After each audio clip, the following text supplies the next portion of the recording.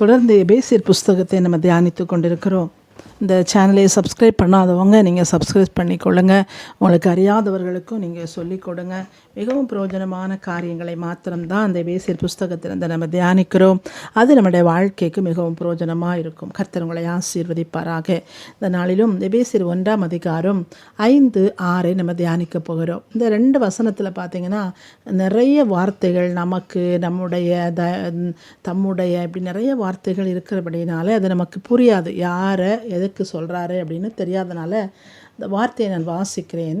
5வது வசனம், பிரியமானவருக்குள் தாம் தமக்கு தந்தருளின நம்முடைய கிருபையின் மகிமைக்கு புகழ்ச்சியாக தம்முடைய தயவுள்ள சித்தத்தின்படியே தம்மை இயேசு கிறிஸ்து மூலமாய் தமக்கு சுவீகார புத்தராகும்படி முன்குறித்திருக்கிறார். அப்போ இந்த வார்த்தை நமக்கு தெளிவாக புரிய வேண்டும் என்று சொன்னால் நம்ம அந்த வார்த்தை யாரை குறிக்கிறது என்பதை நம்ம தியானிக்க வேண்டும். முதலாவது பிரியமானவருக்குள் என்று சொல்கிறார். பிரியமானவருக்குள் என்று சொன்னால் அது இயேசு கிறிஸ்துவை குறிக்கிறது. பிதாவுக்கு பிரியமானவர் இயேசு கிறிஸ்து. மத்தேயு 3ஆம் அதிகாரத்தில் இயேசு கிறிஸ்து ஞானஸ்தானம் வரும்போது வானத்திலிருந்து சப்தம் உண்டாகிறது, இவன் என் நேசகுமாரன், இவரில் நான் பிரியமாயிருக்கிறேன் என்று சொல்கிறார். அப்போ பிரியமானவர் என்று சொன்னால் இயேசு கிறிஸ்து. அப்போ இயேசு கிறிஸ்துக்குள் தாம் என்று சொல்லி பிதாவை குறிக்கிறது. பிதா இயேசு கிறிஸ்துவுக்குள் பிதா நமக்கு என்று சொன்னால் நமக்கு தந்தருளின தம்முடைய என்று சொன்னால் பிதாவுடைய கிருபையின் மகிமைக்கு புகழ்ச்சியாக. அப்போ இந்த வசனம் என்ன சொல்லுதுன்னா, பிதாவாகிய தேவன் பிரியமானவராகிய இயேசு கிறிஸ்து மூலமாய் ஒரு கிருபையின் மகிமையை நமக்கு தந்திருக்கிறார். இயேசு கிறிஸ்து மூலமாகத்தான் பிதாவாகிய தேவன் எல்லாவற்றையும் நமக்கு தருவார் பாருங்க. அப்போ இந்த இயேசு கிறிஸ்து மூலமாய் கிருபையின் மகிமைக்காக, பிதாவுடைய கிருபையின் மகிமைக்காக ஒரு காரியத்தை இயேசு கிறிஸ்து மூலமாய் நமக்கு தாராரு. அந்த கிருபை என்பது இயேசு கிறிஸ்துவை பிதா நமக்கு தந்ததுதான் கிருபை. அந்த கிருபையோடு இணைந்துதான் தயவு, இரக்கம், அன்பு எல்லாம் நமக்கு வருகிறது. அந்த கிருபை தான் நம்மளை நித்திய ஜீவனுக்கு அழைத்து செல்கிறது. அப்போ அந்த இயேசு கிறிஸ்துவாகிய கிருபையின் மூலம் ஒரு மகிமையை தந்திருக்கிறார். அது என்ன மகிமை என்று சொல்லி பார்த்தால், ரோமர் புஸ்தகத்தை நீங்கள் வாசிங்கன்னா ரோமர் 3ஆம் அதிகாரம் 24 வசனம் சொல்கிறது, இலவசமாய் அவருடைய கிருபையினாலே இயேசுவின் மீட்பை கொண்டு நீங்கள் நீதிமானாக்கப்பட்டிருக்கிறீர்கள் என்று சொல்கிறார் பாருங்க. அப்போது இந்த வசனம் நமக்கு என்ன சொல்லுதுன்னா, பிரியமானவராகிய இயேசு கிறிஸ்து மூலமாய் பிதாவாகிய தேவன் அவருடைய கிருபையின் ஐஸ்வரியத்தின்படி நம்மை நீதிமானாக்கி இருக்கிறார் என்று சொல்கிறார். அப்போ இந்த உலகத்தில் நம்ம என்ன வாங்கினாலும், எதை பெற்றுக்கொள்ள வேண்டும் என்று சொன்னாலும் நம்ம எதையாவது கொடுக்கணும், எதையாவது கிரயம் செலுத்தணும். எதையும் கிரயம் செலுத்தாமல் நம்ம அந்த உலகத்தில் எதையுமே நம்ம வாங்க முடியாது. நம்ம பரலோக ராஜ்யத்துக்கு போனால் நம்ம தான் கிரயம் செலுத்தணும். ஆனால் நம்ம கிரயம் செலுத்தக்கூடாதபடிக்கு அது வேண்டான்னு சொல்லி தான் குமாரன் வந்து நமக்காக கிரயம் செலுத்துகிறார்.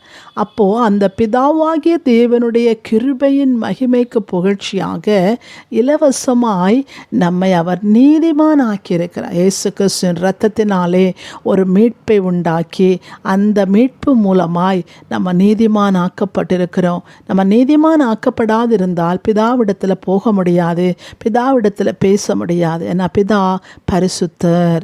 அவர் பாவம் அவரிடத்தில் சேர்வதில்லை. பாவிகள் அங்கே போக முடியாது.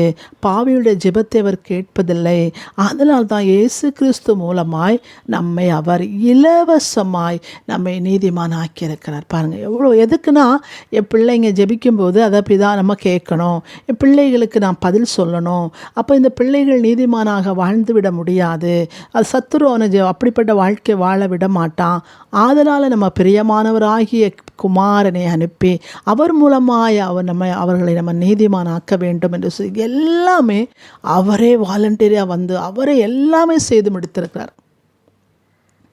அப்போ நம்ம நீதிமானாய் பார்த்திங்கன்னா எப்படி ஆயிருக்கும் அப்படின்னா, கிறிஸ்து மூலமாய் நம்மை நீதிமான் ஆக்கியிருக்கிறார். ஏதென்று சொன்னால் அவரோடு கிட்டி சேரும்படியாய். நம்ம நீதிமான் ஆகாமல் இருந்தால் நம்ம வாய் திறந்து என்ன கேட்டாலும் நமக்கு கிடைக்காது. பாவிகளாக இருந்தாய், தேவன் இந்த பாவத்தில் வர்ற பாவங்களுடைய ஜெபத்தை அவர் கேட்பதில்லை. அதனால் அவர் தம்மை இலவசமாக, அந்த பாயிண்ட்ஸை நம்ம ஞாபகத்தில் வச்சுக்கணும். இலவசமாக நம்ம ஒன்றுமே செய்யாமல், நம்ம ஒன்றுமே கொடுக்காமல் ஃப்ரீயாக நம்மளை நீதிமான் ஆக்கி வைத்திருக்கிறது அவருடைய இரத்தம்.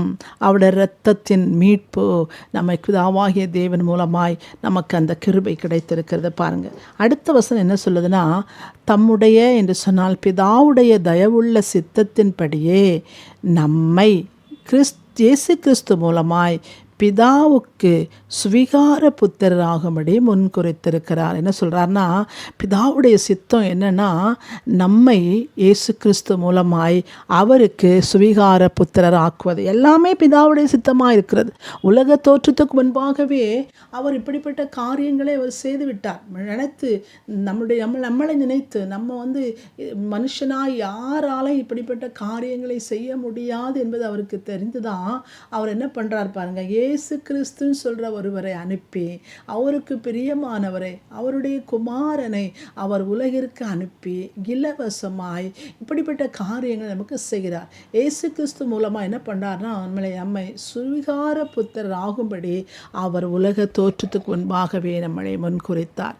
அப்போ சுவிகார புத்திரர் என்றால் என்ன அப்படின்னா, தத்தெடுத்த பிள்ளை என்ற அர்த்தம். புத்திர சுவிகாரர் என்று சொன்னால் சொந்த பிள்ளைகள் என்றும், சுவிகார புத்திரர் என்றால் தத்தெடுத்த பிள்ளைகள் என்றும் அர்த்தம். சொந்த பிள்ளை, அவருடைய சொந்த ஜனம் யாருன்னா யூதர்கள். தத்தெடுத்த பிள்ளை யாருன்னா புறஜாதியாராகிய நாம். நம்ம ஏற்கனவே தியானித்திருக்கிறோம். பைபிளில் 2 ஜனங்களை குறித்து தான் சொல்லப்பட்டிருக்கிறது. ஒன்று இஸ்ரவேலர், மற்றவர் புறஜாதியார். அப்போ புறஜாதியாராகிய நமக்கு அவருடைய பிள்ளைகளுக்கு என்னென்ன அதிகாரம் உண்டோ அந்த அதிகாரம் நமக்கு இல்லை, கிடைக்காது. ஆதலால தான் பிதாவாகிய தேவன் நம்மேல அன்பு வைத்து தன்னுடைய குமாரனை அனுப்பி, குமாரன் மூலமாக யாரெல்லாம் ரட்சிக்கப்படுகிறார்களோ, அந்த குமாரனை யாரெல்லாம் பற்றி கொள்கிறார்களோ அவர்களுக்கு சுவிகார புத்திரர்கள், பிதாவுக்கு சுவிகார புத்திரர் ஆகும்படி கிறிஸ்துவின் இரத்தத்தை நமக்கு தாரார், கிறிஸ்துவின் ஜீவனை தாரார். பாருங்க, இவ்வளோ ஒரு அருமையான தேவன். அப்போ இஸ்ரவேலர்களுக்குரிய அந்த ஆசீர்வாதம் புறஜாதியாருக்கு கிடைக்கணும்னா நம்மளை ஒரு அடாப்ட் பண்ணணும். ஏற்கனவே அவருக்கு ஒரு பிள்ளை இருக்குது, இஸ்ரவேலர்கள் என்கிற ஒரு பிள்ளை இருக்குது. ஆனால் புறஜாதியாராகிய நம்ம ஆசீர்வதிக்கப்படணும், பரலோக ஆசீர்வாதத்தை பெற்றுக்கொள்ளணும். நம்ம ரட்சிக்கப்பட்டு நம்ம பரலோகத்துக்கு போகணும், நித்திய ஜீவனை பெறணும்னா அவர் மறுபடியும் அவர் பிள்ளைக்கு தான் அவர் எல்லாம் கொடுப்பாரு. ஆனால் அது கிடைக்காம போய்விடக்கூடாது என்கிற ஒரு அன்பினாலே, அந்த கிருபையின் மகிமையினால தான் அவர் என்ன பண்ணுறாருனா, கிறிஸ்து மூலமாய் நம்மளை சுவிகார புத்திரராய் ஆக்குகிறார், நம்மளை தத்தெடுக்கிறார் பிதாவாகிய தேவன். இயேசு கிறிஸ்து மூலமாய் நம்மை தத்தெடுக்கிறார். அப்போ என்ன ஆகுதுன்னா, இப்போ உலகத்தில் பார்த்தீங்கன்னா கவர்மெண்ட் சட்டப்படியும் சொந்த பிள்ளைகளுக்கு என்ன அதிகாரம் உண்டோ அதே அதிகாரம் தத்தெடுத்த பிள்ளைகளுக்கு உண்டு. ஒரு பெற்றோரிடத்தில் என்னென்ன காரியமெல்லாம் இருக்கிறதோ அது சொந்த பிள்ளைக்கும் கொடுக்கணும். அவங்க ஒரு பிள்ளையை தத்தெடுத்தாங்கன்னா அந்த தத்தெடுத்த பிள்ளைக்கும் கொடுக்கணும். அதுதான் சுவிகார புத்திரருடைய ஒரு காரியம். அப்போ பிதாவாகிய தேவன் இஸ்ரவேலருக்கு சகல வாக்கு தத்தத்தையும் கொடுத்தார். ஆபிரகாம் முதல் ஒவ்வொருவரை கடைசி வரை சில ஜனங்களை மோசே நடத்தி கொண்டு வந்து யோசுவா நடத்தி கடைசியில் கானான் தேசத்தில் பிரவேசிக்கும் வரை அநேக வாக்கு தத்தங்கள். அதன் பிறகும் இஸ்ரவேலருக்கு எல்லா நியாயாதிபதிகள் மூலமாய், ராஜாக்கள் மூலமாய், தீர்க்கதரிசிகள் மூலமாய் அநேக வாக்கு தத்தங்களை இஸ்ரவேலருக்கு கொடுக்கிறார். அப்போ அந்த இஸ்ரவேலர்களுக்குரிய வாக்கு தத்தங்கள் இஸ்ரவேலருக்கு மட்டும்தான், ஏன்னா அவங்க தான் சொந்த பிள்ளைங்க. ஆனால் இன்று என்ன ஆகுது, கிறிஸ்து மூலமாய் புறஜாதியாராகிய நம்மை பிதாவாகிய தேவன் தத்தெடுத்தபடியினாலே அந்த வாக்கு தத்தங்கள் எல்லாம் புறஜாதியாராகிய நமக்கும் சொந்தமாகிறது. பிதாவிடத்தில் இருக்கிற சகல ஆசீர்வாதங்களும் அவருடைய பிள்ளையாகிய சொந்த பிள்ளைகளுக்கும் தத்தெடுத்த பிள்ளைகளுக்கும் சம அளவாய் கொடுக்கப்பட வேண்டும். அப்போ இந்த நாளில் பார்த்தீங்கன்னா, யாக்கோப்புக்கு விரோதமான மந்திரம் இல்லை, இஸ்ரவேலுக்கு விரோதமாய் குறிசெலுதல் இல்லை என்று சொல்லி ஒரு வசனத்தை நம்ம வாசிக்கிறோம், அதை நம்ம அறிக்கை பண்ணுகிறோம். அது இஸ்ரவேலருக்கு கொடுத்த வாக்கு தத்தம். ஆனால் அந்த வாக்கு தத்தம் இன்று நாம் தத்தெடுத்த பிள்ளையாக இருக்கிறபடினாலே அந்த வாக்கு தத்தம் நமக்கும் உரியது. உரியது. ஏன்னா நாமும் பிதாவுக்கு தத்தெடுத்த பிள்ளையாக இருக்கிறோம். பிதாவோடு கூட நம்ம இருக்கிறோம். நமக்கும் அப்பா என்று கூப்பிடுகிற அதிகாரம் நமக்கு இருக்கிறது. ஏனென்று சொன்னால் பிதா நம்மளை இயேசு கிறிஸ்து மூலமாய் தத்தெடுத்திருக்கிறார். எல்லாமே இயேசு கிறிஸ்து மூலமாக தான் அவர் செய்கிறார். இவ்வளோ பெரிய மகா பாக்கியத்தை பிதா நமக்கு தந்திருக்கிறார். நம்மளை தத்தெடுக்காது இஸ்ரேல் ஜனங்களை மாத்திரம் அவர் சொந்த ஜனமாய் வைத்திருப்பார் என்று சொன்னால் நமக்கு பரலோகம் கிடையாது, நித்திய ஜீவன் கிடையாது, நம்ம நரக ஆக்கினைக்கு நம்ம போயிருப்போம். ஆனால் பிதா நம் மேலே கொண்ட அன்பினாலே புறஜாதியாராகிய நம்ம பாவத்தின் மூலமாய் வாழ்ந்து கொண்டிருக்கிற நம்மை அவருடைய பிள்ளையாய் தத்தெடுத்து சகல ஆசீர்வாதத்திற்கும் புறஜாதியாராகிய நாமும் சொந்தக்காரராய் மாற்றும்படியாய் தேவன் உலக தோற்றத்துக்கு முன்பாகவே நம்மை தத்தெடுத்து அதை நிதானித்து அதை முன்குறித்து அதை எல்லாவற்றையும் இயேசு கிறிஸ்து மூலமாய் செய்திருக்கிறார். அப்போ இந்த நாளில் நம்ம ஒரு காரியத்திற்காக நம்ம தேவனிடத்தில் பேச வேண்டும் என்று சொன்னால், நமக்கு ஒரு காரியம் நடக்கணும், நமக்கு ஒரு விண்ணப்பம் கேட்கப்படணும், இந்த காரியம் நான் செய்து முடிக்கணும், எனக்கு பலன் இல்லைப்பா, நான் என்ன பண்ண போகிறேன் அப்படின்லாம் கலங்கி நிற்கும்போது